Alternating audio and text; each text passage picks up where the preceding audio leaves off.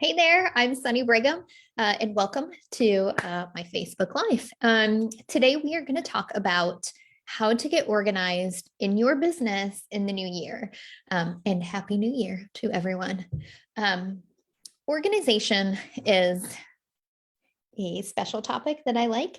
I am a organization nut. I am that person that color codes things, and I have an Excel spreadsheet for everything, and I get really excited about creating these things. So I understand that organization is not intuitive to everybody. So I want to talk about a couple of my favorite things that I use in my own business to help me stay organized and on task.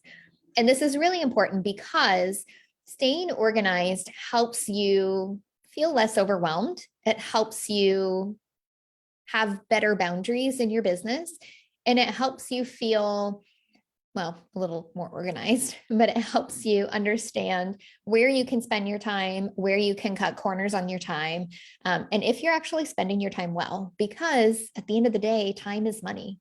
Time is your greatest asset when it comes to your business. There's only so much of you to go around. So you want to make sure that the time that you're spending is being used wisely. So I'll share my two biggest things that I have been using that I find or have found to kind of be a game changer for me. So the first one is a planner, a day runner, an Excel spreadsheet. If you're that sort of person like me, whatever you want to do to plan out your day. I use a paper planner. I'm kind of old school in that I use a paper planner. But I actually cross reference this planner into my Google Calendar, which then kind of cross references into Practice Better and into Healthy, because in the mentorship program we use Healthy, and in my personal practice I use Practice Better. So there's kind of a lot of moving pieces that I have to be accountable for. And I like the paper planner because I'm a very visual person. When I'm learning a new task, I have to see it and then I have to do it. That's the kind of learner that I am.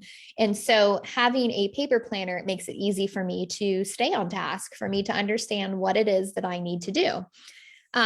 So a paper planner is really great, but it goes beyond just having a planner. And you can use, like I said, you can use an Excel spreadsheet as a way to kind of block off time periods. It's best to get in the habit to literally schedule everything. And this is going to seem annoying and mundane and why am I doing this? But it helps you ensure that you're taking care of yourself. It helps you ensure that you're getting that personal care time that you need and that you're prioritizing yourself. Because when you're in a mentorship program, when you're trying to build your business, when you're doing all of these things, it's easy to set our own health aside, and you need to continue to take care of your own health first. So you want to plan everything, right? Like we tell our clients, well, if you schedule in time for the gym or if you schedule in time for meal prep, and I'm going to say the same thing to you. If you schedule in time to create social media posts, or if you schedule in time to do that research that you've been wanting to do, or you schedule in time to update your CNS tracking sheet, those are things that are really important for you to actually schedule the time. So if you're using a planner, make sure that you're actually scheduling everything from sun up to sundown. Even if it's 30 minutes of morning tea or coffee time while you sit there quietly and read a book or reflect or journal or whatever it is that you happen to like to do in the morning, make sure that you schedule it so that you know that that's a non-compromised time for you. Okay, if you're not using a planner, now's your time to, or this is your sign to really start to use one. So the second tool that I really like, and I actually just started using this tool, it's called Evernote. It's free. It's obviously there's paid options as well, but I find that on the free version, you can do a lot. Evernote is amazing, and it has been super, super awesome for me. And it has helped me feel a little less overwhelmed, because this is what I tend to do. If I come across something that I want to research, or if somebody says something and I think, oh, that sounds really interesting, I want to dive more into that, I will open a tab in my browser and I will type that in and kind of look at the Google results, but I will leave that tab open as a way to remind myself that I want to look at this further. I want to research it further. So by the end of the week, I easily have 30 to 40 tabs open. Honestly, probably at any given time, I've got 30 to 40 tabs open on my Chrome browser. And I mean, I think a lot of people joke about that, but quite honestly, it creates an environment where you feel really overwhelmed because those are all things that you have to do, or you see them constantly when you're doing research or you're online seeing clients. The more kind of in your face that you're failing to do these things, having all these browsers open, the more overwhelming it feels. So Evernote is kind of a collection of things. You can create notebooks in Evernote, and then in those notebooks, you can create sheets.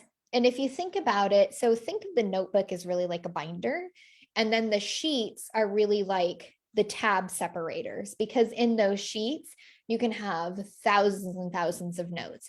So the notebooks is your binder, the sheets is your tab or your binder separator, and then the individual notes are your pages of paper, your pieces of paper in there. You can save snippets from the web. So if you're searching something or if you Googled something that you want to come back to later on, you can save that snippet and then you can tag it so that if you're looking for something later, you can go into Evernote and then just look up that tab or tag or do a quick search to find that information.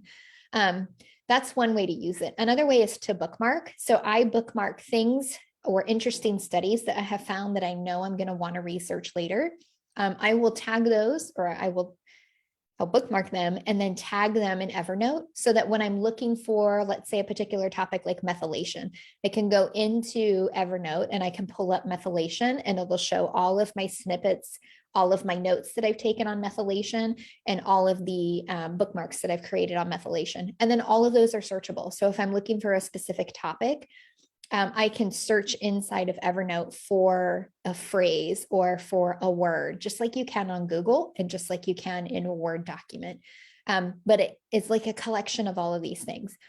So a way that I've been using it that I have found really helpful for me is that we get inundated with free webinars all the time, right? Like, oh, look at this free workshop from this supplement company, or check out this free workshop from this lab company. And some of them are really interesting. And I think to myself, I want to watch this. I want to come back to it. But I never really make time to do that. So what I've been doing is I will copy the link to the YouTube or to the recorded presentation, and I will create a sheet in Evernote on it. And it actually loads up the video preview, which I think is super cool. And then when I come back around to watching it, I can take all of my notes under it. And then I can tag it so that when I come back later and I'm looking for, I remember so-and-so said something about this, I just can't really remember, but I remember like a word that's sticking out. I can come into Evernote and type in that word and it'll pull up my notes that I took. And very quickly I can find that little section of notes that I took on that particular topic. So it just helps me feel a little bit more organized in my research, but also I no longer have 30 tabs open. Right now, I think I have 9 tabs open, which is a huge improvement. 9 is still a lot, but it's a huge improvement from 30 to 40 on any given day. So Evernote and a planner, and making sure that you are using that planner to literally plan all aspects of your day. So those are my big 2 topics on how to get organized in your business in the new year. If you have any questions, definitely let me know. Otherwise, I'll see you around, and I hope you have an awesome rest of your day. I'll see you later. Bye.